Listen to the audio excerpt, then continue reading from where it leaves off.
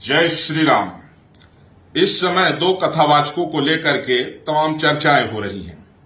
लोग कहते हैं कि वो छोटी जाति के थे, इसलिए उनका सिर मुड़वाया गया और अपमान किया गया, उनके ऊपर पेशाब छिड़का गया। लेकिन मैंने आधार कार्ड देखा तो उसमें तो ब्राह्मण है उनका। तो यदि आधार कार्ड में ब्राह्मण है तो उनको छोटी जाति का क्यों आप बता रहे हैं? और दो आधार कार्ड, एक में सिंह है, एक में जो है अग्निहोत्री ब्राह्मण लिखा हुआ है। तो अगर दो आधार कार्ड है तो 420 ही है, उनको जेल जाना चाहिए। लेकिन आधी अधूरी बात को लेकर के मैं देख रहा हूं कि तमाम राजनीतिक गिद्ध भी टूट पड़े हैं अपनी राजनीतिक रोटी सेकने के लिए, तुच्छ राजनीतिक स्वार्थ के लिए, समाज में जहर घोलने के लिए।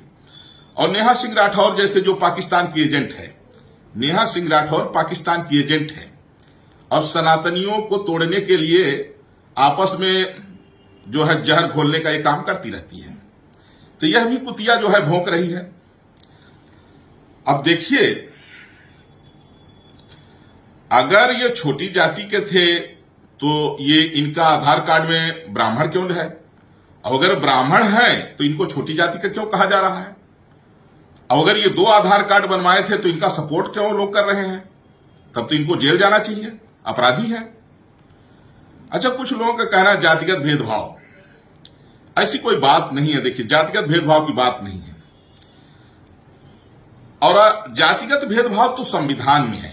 आप ये बताइए कि 40% ले आने वाला कलेक्टर बन जाता है और 95% ले आने वाला बेरोजगार रहता है। क्यों? कि 40% ले आने वाला जाति से वह हरिजन होता है। तो जातिगत जो है आधार पर आरक्षण के कारण 40% वाले को नौकरी मिल जाती है, पढ़ाई में भी फीस कम लगती है। लेकिन 95% ले आने वाला, भले वह मजदूरी करने वाला वो पिता रहा हो, भीख मांगने वाला पिता रहा हो, रिक्शा चलाने वाला पिता रहा हो, लेकिन वो चूंकि सवर्ण है इसलिए उसको नौकरी नहीं मिलती और बेरोजगार रहता है। तो यह भेदभाव कहां से आया? और संविधान में ऐसा क्यों है? बाबा साहब भीमराव अंबेडकर ने केवल 10 साल के लिए आरक्षण कहा था।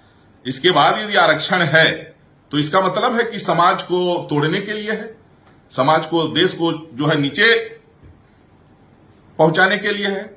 आप सोचिए कि 40% जिसने पढ़ाई में मक्कारी किया, आलस किया, पढ़ा नहीं, और 40% वाला अगर डॉक्टर बना, दूसरा दिन रात पढ़ करके योग्य न 95% वाला है